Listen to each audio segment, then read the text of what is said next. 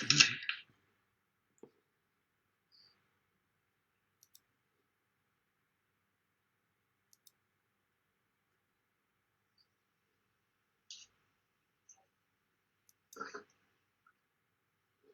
lang tid regner du med, det tager? Jeg har regnet med en halv time med det. Jeppe, we are broadcasting now. It looks like. So welcome to another one of these together apart broadcast from the quarantine zone, so to say. Today I'm very excited to have Jeppe from Innovisor speak with us to share a little bit about the insights on how to make good teams work, how to make an organization excel. Jeppe Hansgaard, he is the CEO of Innovisor, who are world experts in doing organizational network analysis. So it's a great pleasure, Jeppe, to have you here online streaming today to give a talk. And before I give the word to Jeppe, then if any of you have any questions or so on, please write them in the chat, and I will convey them on to Jeppe if you have. There's a little lag of about 15-20 seconds from what we do and what you see online, so bear with us if you ask a question. It takes a little time before we answer. But with that in mind, Jeppe, the floor is yours. Please go ahead. The floor or the screen? The screen. Thank you, the screen is yours. Yeah. Okay. Hello, everybody. My name is Jeppe. As Mikkel said, I am the CEO of Innovisor, which is a company that is working with getting an overview of how people connect and network with each other, especially inside organizations. But I'm going to talk a bit more about that later on. So as you can see from the title, what I'm going to talk about today is how to stay connected while disconnected.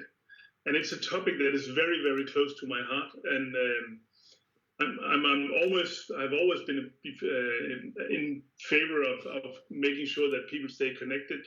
But I mean, that challenge of staying connected has just become extremely much more relevant as we've been facing the coronavirus in the last week or so. So I have 15 slides. That is it. If you have questions, please ask. Otherwise, I hope I will be able to entertain you here in maybe the next 30 minutes or so. But please ask questions. Good. So can you see I hope you can see my screen. So what we normally see in an organization, in the everyday of an organization, is that people, they talk to each other, they have questions that they ask each other, they meet at the water cooler, they ask like, what do you think about what is going on in the organization, and can you make sense of what that person is telling me, and so forth. So we constantly interact and talk to people that we trust, that we have sympathy for, and so forth. This is just the everyday life. In those conversations, what we normally find is that there are some people that people listen more to than others.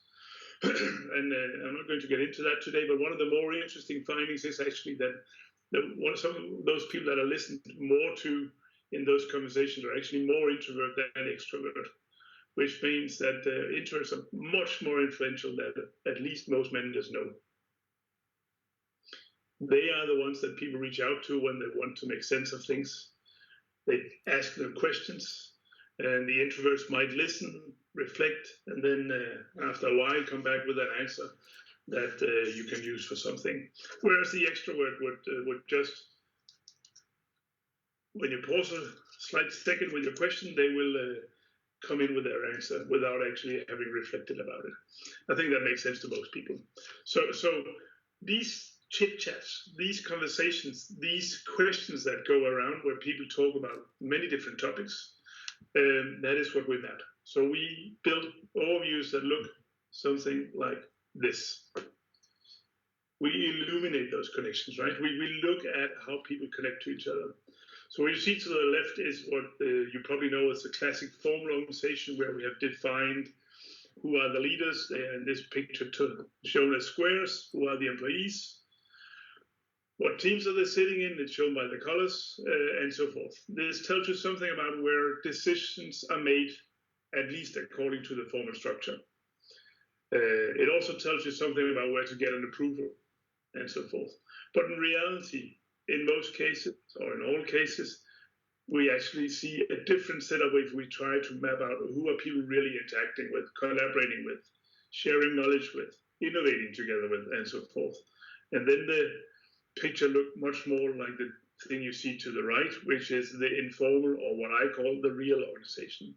In that picture over there to the right, you see some people being more central than others, and you see some people being less central than others. That's typical or totally normal. You also see a leadership team in this case that is not being connected to each other. That is actually an issue in this organization. But you also see teams that are very well connected. So if you look at the white team, for example, that's a team that is well connected already. And I can say if they are facing a coronavirus, they are also probably in a better position of surviving the coronavirus as a team than, for example, what color is that? Gray team that is very distributed and fragmented, and where there are very few connections between the employees. Good. So why is it I really like connectivity? Well, one of the reasons why I really like connectivity is that we have over the years established that the more connected teams are to each other, so the more they stand shoulder to shoulder and so forth, the better they perform. That is something we've shown with data in pharmaceutical companies, global pharmaceutical companies. We've shown it in insurance companies, professional services companies, in oil companies for that matter, and so on. So across many different sectors. There's even a book written about it called Collaboration. And right now I just missed out what is the name of that author. That will get to me in a second. But what we have established is that if people kind of look out for each other, then they perform better. So what is the opposite of this? The opposite of this is where you have a team of what I would call lone wolves that are not really helping each other, that are more focused on their individual goals and on kind of hitting their own targets. So those two differences exist. But if you want a team that performs better on a performance level, it's about having that coherence, the team connections. If any of you wonder what is it that the picture to the right shows, that is some of our normal work. You see an insurance company, or as an organization, and we have two different locations here, or two different teams, a blue team and a red team, and all the managers are sitting in the center, so they have full control of the knowledge and information flow, but they're not so well connected with the people in the periphery, especially if you look at the upper left side, where you can see there is a group of people sitting closely to each other, being far away from the managers. Okay, so this is my background really. In Innovisor, we actually have been living by that principle for a long time. So we have decided to keep the team together in an office just north of Copenhagen. And that is even though we have customers that are spread across the globe. What you see to the left is where our customers are located. So maybe, in many cases, people would say, wouldn't it make more sense to have an office in, just to say a fun place, Greenland or in New Zealand? Yes, that would probably make sense for the daily interaction with a client. But what it wouldn't make sense to is keeping the team together, because making sure that we can stay together in one office, see each other every day, and so forth, is a big advantage. So we've kept the team together. But then enter coronavirus. So what are we talking about here? I mean, it's like 8 days ago.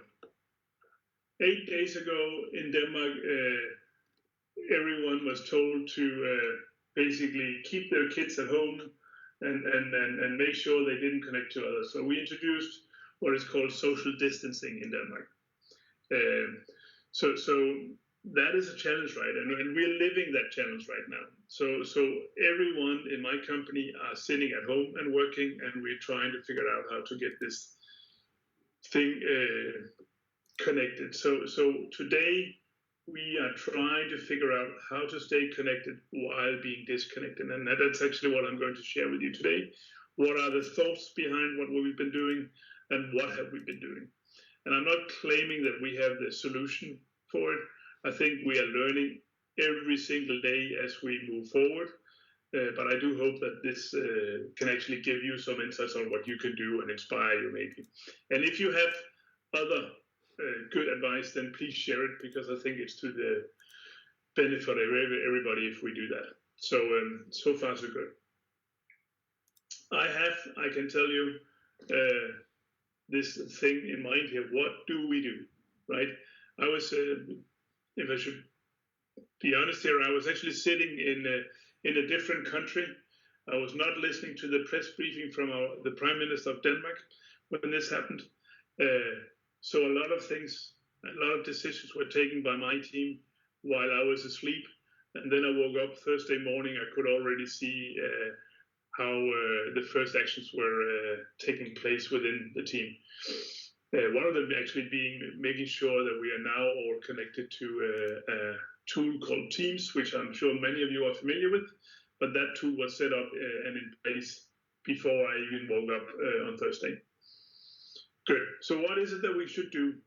So that's where the thinking started. What do we do as a team that is always located together in an office because we think that adds a benefit, right? So we go from a team like that, and then we have to be doing the exact same kind of work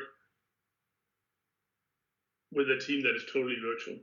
And just to add to the challenge, I can also tell you that we were running several projects at the same time where we needed to deliver on them, and we needed to deliver this week. Actually, the first deliverable was Monday this week, and then we had 2 more deliverables. I think it was Wednesday for clients based in Central Europe, in Spain, and in where was the last one? Belgium. So that's the challenge. How do we do that? And why we do that? We of course need to think safety first. I mean, there is one important point in this, and that is the team needs to stay healthy and safe.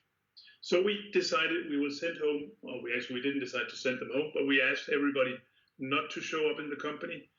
We asked them to stay at home, and then we would figure it out from there. Safety first, and that is a teamwork thing, right? Second thing, so we must keep the distance. We cannot be in direct contact. We cannot meet in the office.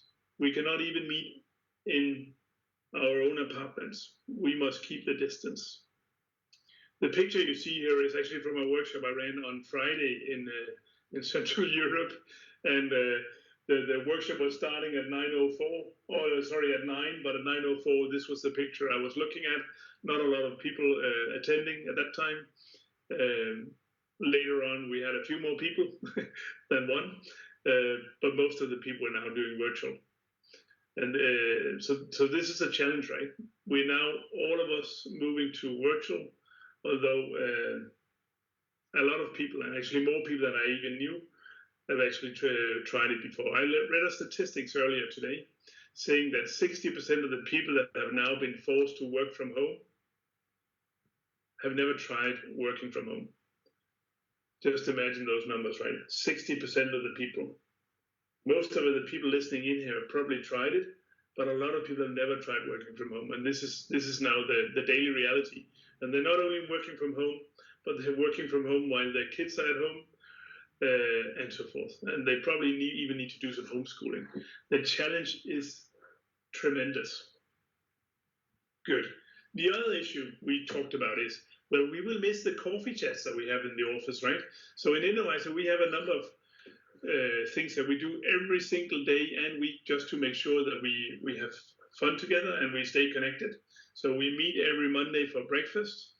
We have lunch together. We have informal coffee chats. We always ask each other, do you want to go for a walk the 10 meters to the coffee machine, or do you want to do something else?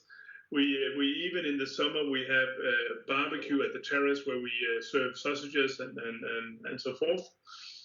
And then on Fridays we always have, a Friday wine bar. Plus, actually, there's one more thing I forgot to say. We also have a table football table. So there's always some gaming also going on right after lunchtime, so we can have fun together.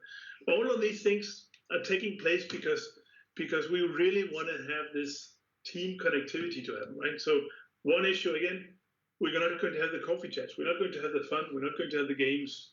We're not going to have the red one. What can we do? Good question.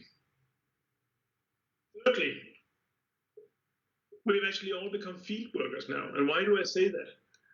Well, the reason why I say we've all become field workers is that when we have been doing our research in Innovisor, when we've been looking at these organization networks, there's always been a group of people that has been kind of been ignored by all of their colleagues, and that has been the field workers.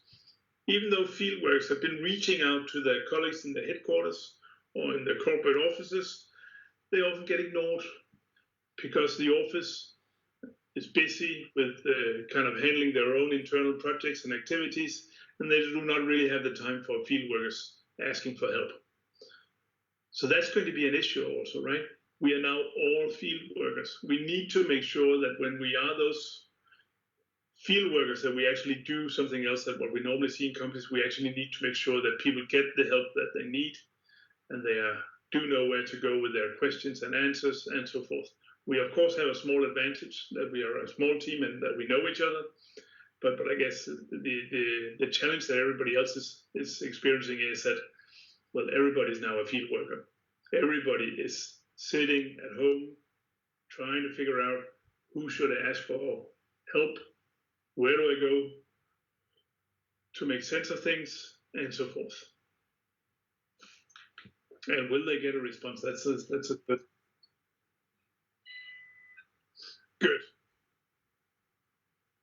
Next slide. Any questions so far?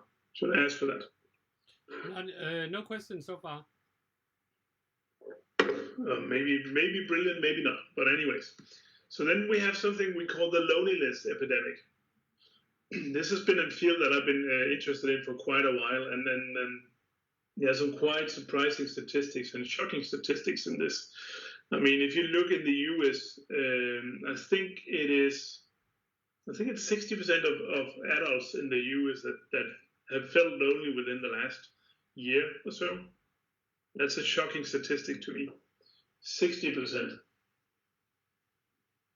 And now we are asking everybody to sit at home, not even seeing people in the office every single day. I think that statistic is going to explode. People will feel lonely and so forth. And then there's this other thing. Feeling lonely actually equals, in terms of health, the same as smoking 15 cigarettes per day. Just imagine. I mean, most of us, or at least I have never smoked a single cigarette, but now I'm actually becoming a smoker just because I feel lonely. That is not fun. And is that loneliness then real when we move into a virtual world where everybody's working from home? It sure is. I can tell you, I was already asking my people today, and when I'm on a one-to-one chat with them, I start to hear about the loneliness. And there are some people that is worse for than others, but I'll get back to that as well. So we had these things in mind. We needed to fight the loneliness epidemic. We know it's there. We need to make sure that we kind of build up for the coffee chats. We need to make sure we stay safe. And we need to make sure that everyone knows where to go to ask for help. So that was really the principles that we had for finding out how to work during this, at least the first week of the Corona crisis. So what have we done? Well, the first thing was we ensured that we were working from one platform. The second thing we did was that, okay, we need to have a focus on the rhythm in the organization. I'll get back to what all of this means. So rhythm is really important. Then we have a focus on being social, staying social all the time, making sure we can have or make room for those conversations that we need to have just to be having a good workplace. Of course, there's something about morale. A lot of people are fearing what is going on these days. What will happen to the company? Will we also be there in 1 month? And so forth. So there's a focus on morale that I, especially as a leader, need to take on me. And then last but not least, we need to track the well-being of everyone. So those are the 5 principles that we have actually worked with in Innovisor. 1 platform, rhythm, social, morale, and well-being. And then some of you might ask, so what about the business? What about your clients? And I have to say, they actually second priority right now. Right now, it's all about making sure the team is in a good place. It's all about making sure we stay connected and well connected as we meet the crisis. I am 100% sure if we can manage that, then we can also manage the crisis, and we will make sure also to get through the crisis as a team. So this is the focus. But what does that mean? Platform-wise, well, we moved away from emails to a collaboration tool. It's called Teams. Most of you probably know it. It's available through the Office platform, and it ensures some kind of transparency because everyone can see what is going on in the group conversations.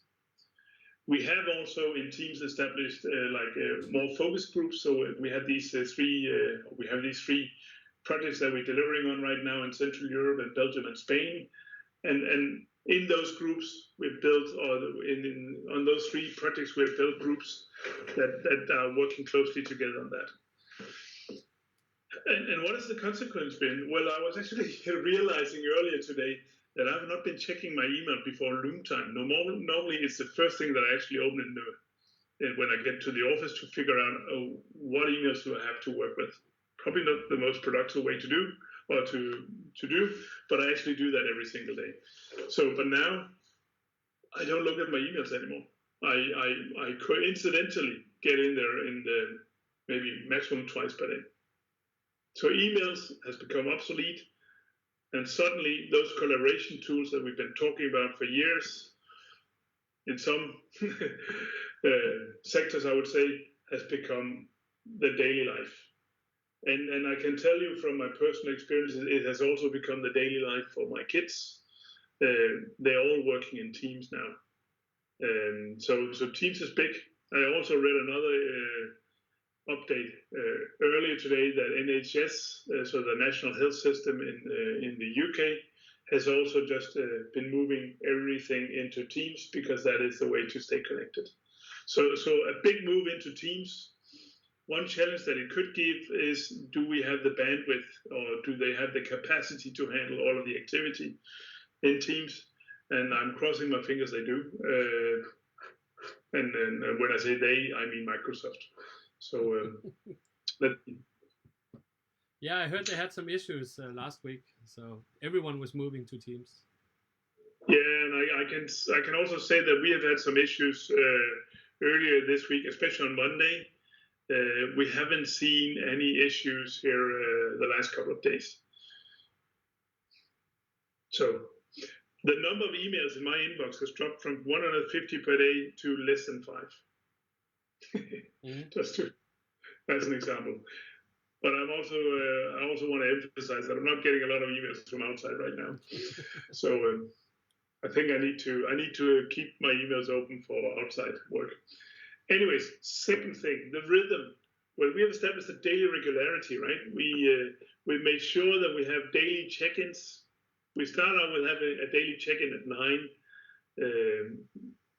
Basically, we actually started out with having a weekly check-in at 9, Monday morning, as a replacement for our breakfast. But during that breakfast, or the first check-in, we agreed we will actually also have a check-in the day after. So we were also having a check-in at Tuesday at 9 o'clock. But at Tuesday at 9 o'clock, we realized we also needed a checkout. So as from Tuesday, we've had a checkout at 3:30. So we have a meeting at check-in at 9 and a checkout at 3:30. And then we have much more informal alignment of expectations going on the side in groups, We have chats, we have calls, and so forth. There's one principle that I would hope that we can adhere to in this, and that is leaders speak last. Because this is not about me, it's about making sure that people have the chance to raise their voice and tell what they're doing. So we actually always start with talking about, okay, well, so what is going on? How are you feeling? Any concerns, and so forth. Was that a question I heard there? No. Good. So that's about the rhythm, making sure we have a rhythm. And I can promise you that rhythm is probably going to be changed already when we get to next week, because we constantly need to adapt the rhythm to the needs of the business.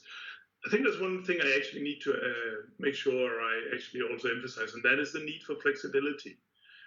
And whereas we normally don't really need to cope with flexibility in the rhythm, it's extremely important right now, because every single employee has many different priorities that they need to cope for, and they need to take care of kids, they need to take care of husbands and wives and other requirements all the time. So we know we need to be flexible, and we know we need to adapt, and we will be. But we try actually to keep those check-ins and check-outs as constant as possible. Okay, third thing. Well, people, they crave for connectivity. I mean, they really want to stay social. So what we do is that we check in frequently, maybe not as frequently as we should be, and we need to be even better at that. I've made it my priority to check in with those sitting alone and those that are sitting in quarantine, because we also have employees that are sitting in quarantine. They decided to travel home to their home countries when Denmark was closing down, and they've then been put into quarantine for the first 14 days after arrival to their home country. So not a fun situation to be in, and the only thing we can do is to make sure they stay connected. So reach out to them and listen to them and hear how they're doing. So we try to do that. We also have virtual groups, games, quizzes, and questions. I know some of the people in the team that have been playing chess, which I think is fantastic. We also have quizzes where we try to figure out something about each other, and we have questions, so daily questions to make sure there's some interaction going on. So today, for example, I asked the question, so what is your favorite board game? Just to learn something about my colleagues, right? And what I did learn was that there was a game in Slovakia and in Czech that I've never heard about it before, that is apparently really, really popular, but it doesn't exist in Denmark. So that's a fun thing. I was talking about Sequent as my favorite game. So I think that kind of interaction, which kind of can make up for those social conversations that we normally have on the fun, is extremely important to prioritize. Good. So what are we talking about when we're talking about, sorry, now I forgot what it's called. Focus on morale. Well, it's about listening and communicating, right? Making sure everybody knows that we're in this together. And then I think the second part is also extremely important. It's about being optimistic and showing a kind of direction for all of us. If I now started to look pessimistic and say this is never going to go well, then I know that I would influence everyone else a lot. We normally, when we do our work, we also work with these statistics, and we know that emotions are contagious. There is a statistics from a very great book called Connected by a person you definitely should follow these days, which is called Nicholas Christakis. He's writing a lot about the coronavirus and how it spreads. But he wrote a book called Connected, the book, and he was talking about how much happiness is spreading through connections. And the idea is that if I go into the office in the morning and I'm extremely happy, then there's a 50% higher likelihood that the people that are influenced by me, that they're also going to be happy. There's even an emotional influence in the second degree. So through the people that I influence, there's also an influence in the second degree. So the friends of the friends, basically. And that is a 10% higher chance that they will also be happy in the second degree. I'm not sure about the spread of emotions through social media and when we have these virtual tools in place, but at least I do think that as a leader, it is our obligation to stay optimistic. So we are at least trying to keep people happy as we go through these times. And last but not least, I mean, it's important to show that you care. I think care is the one single thing that everybody needs to show in these days. Make sure you know that people can ask for help with anything, basically. So make sure that people know that. So that's the last point. Then there's this thing about tracking well-being.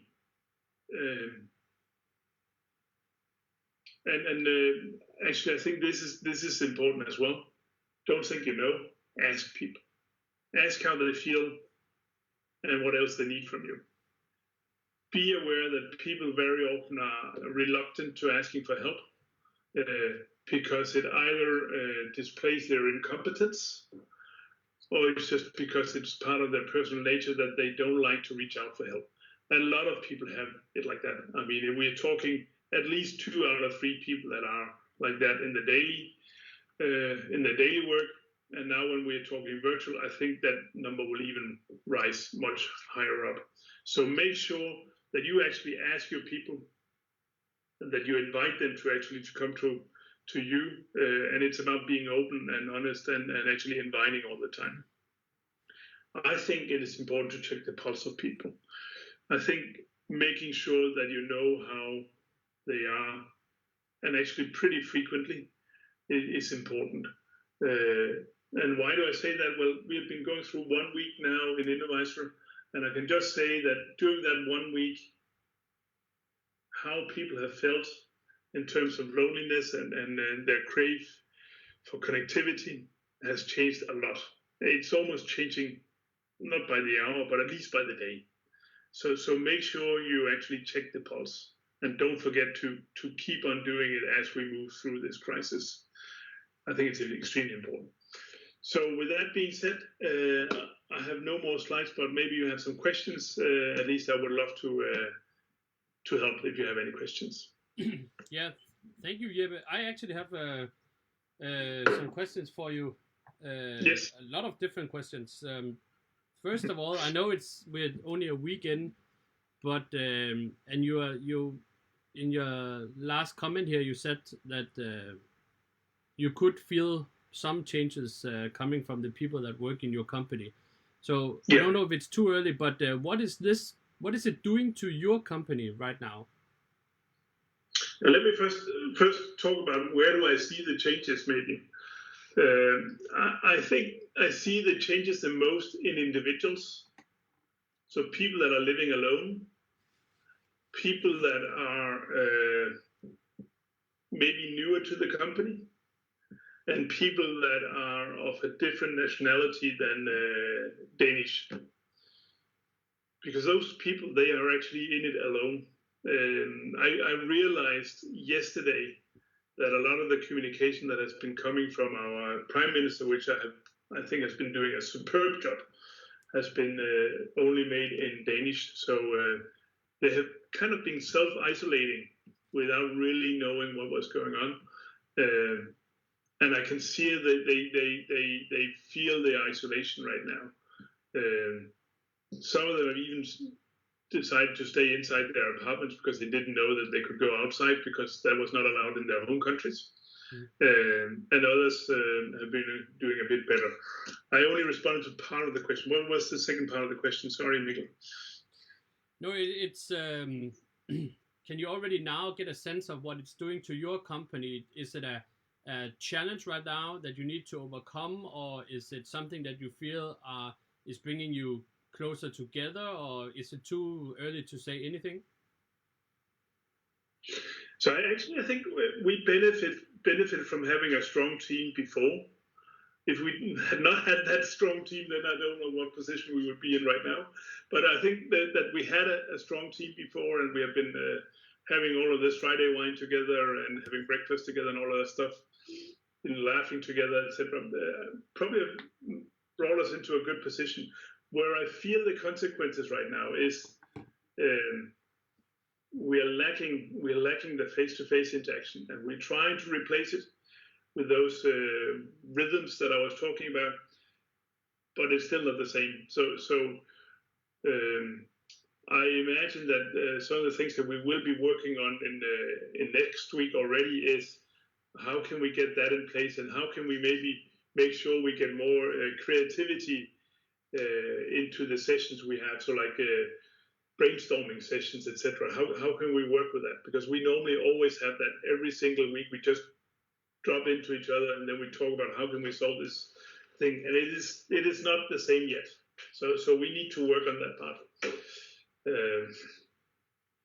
So another sorry. Yeah, no. Another question I had from it was in the beginning of the slides when you were talking about what you do in Innovisor, and you were talking about you were looking at connections. Yes. How do you measure connections? Good question. So we measure in different ways.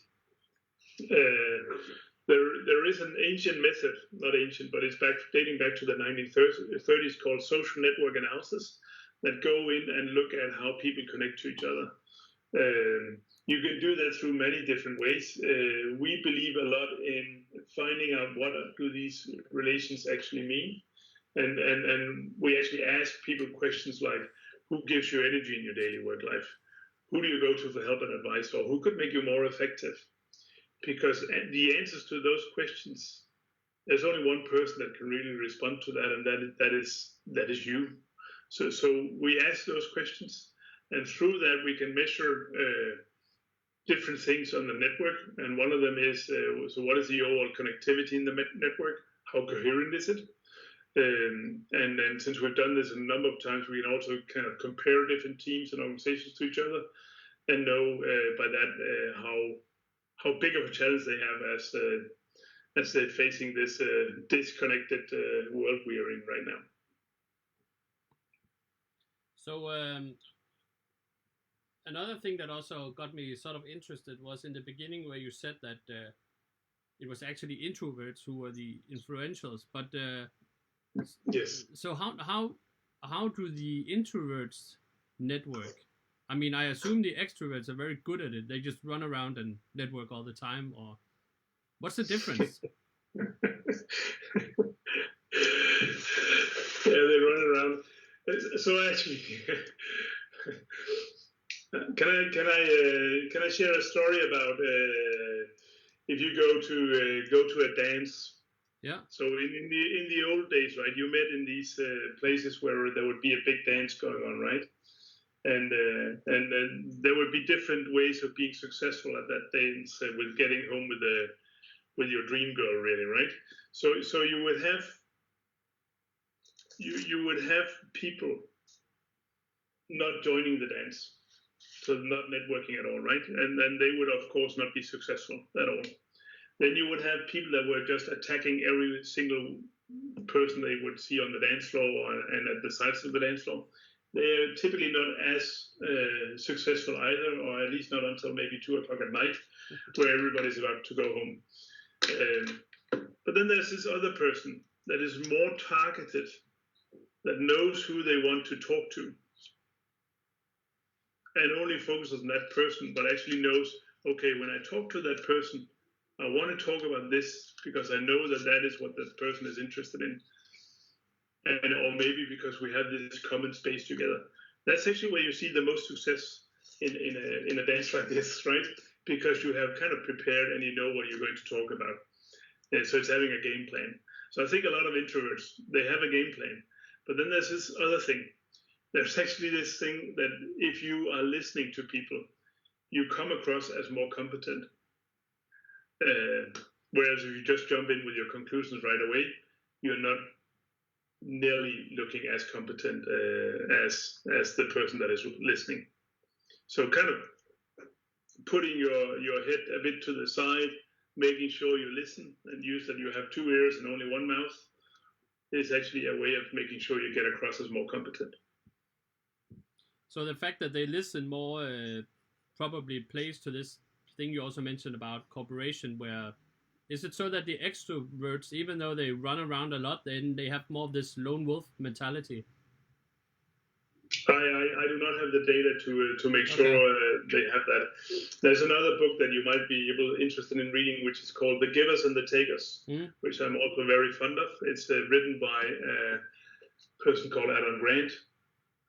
And what the book is telling you is that the givers are consistently the highest performing individuals every single time. So givers, people that always like to give, like you are doing right now, actually, Mikkel, by making sure you share a community where you can help people. That has always been the top performers. Unfortunately, the givers are also the lowest performers. And the reason why they're the lowest performers is if they don't know where is the limit for what they should give. If they just keep on giving and giving and giving, then there will be another group of people, takers, that will just take from the givers all the time. So as a giver, as yourself, it's also about being careful on how much do you give away. Mm-hmm. But you are in the right place if you want to be the highest performer. Yeah, I actually I read a lot of books, and I think one of them was called Winner Takes All, and there was a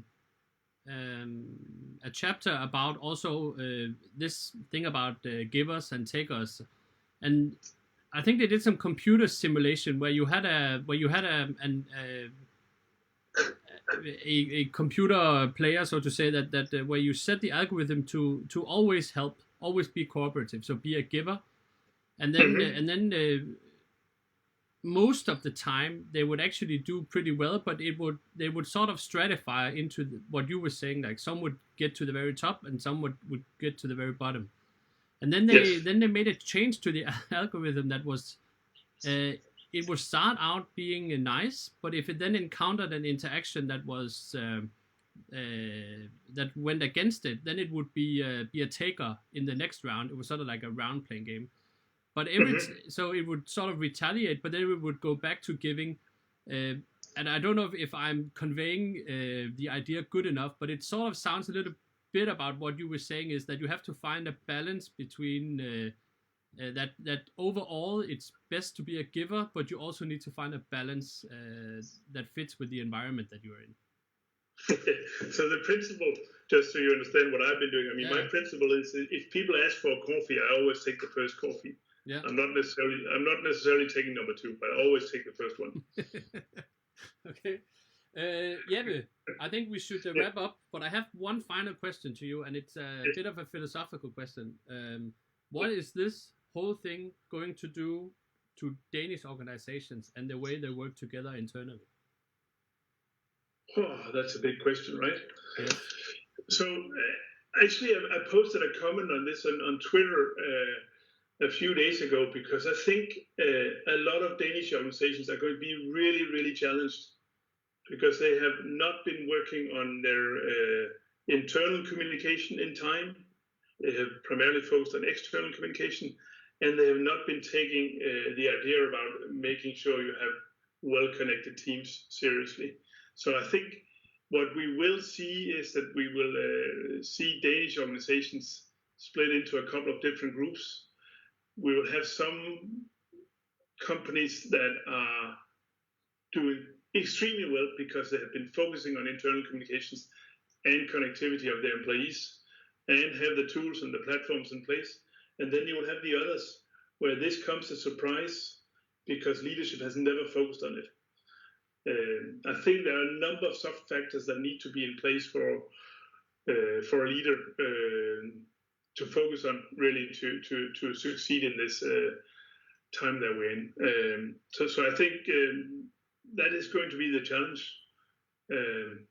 I can tell you, this is one secret here, right? So not a secret, but it's a fun anecdote here in the end. Over the last year, we've actually been transferring all of our engagements into being more and more virtual. So that is probably also one of the reasons why we're not so much hit.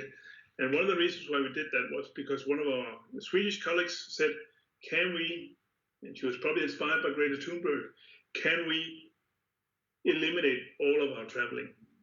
And just remember, as a consulting company, always doing face-to-face debriefs and stuff like that, could we eliminate our traveling? So we went from 100% in January 2019. We actually, by the end of the year, we were down to 90% of our projects that were doing face-to-face debriefs. I think that transformation has been tremendous. But one of the fun things about this statistics is that the companies that always want to meet us face-to-face have always been Danish for some odd reason. So the Danes, they have always asked us for that, whereas everybody else, multinationals in the US, big oil companies, big pharma companies, they are fine with meeting virtually because that's the way they already work. I think the Danish company is going to have a challenge right here, getting to know how to work together virtually right now, in fact. Yeah, I think you're right. It's interesting times, and we will see what happens on the other side. Jeppe, thank you so much for taking the time to give this presentation. I think I learned a lot. That's good. So I will end the stream.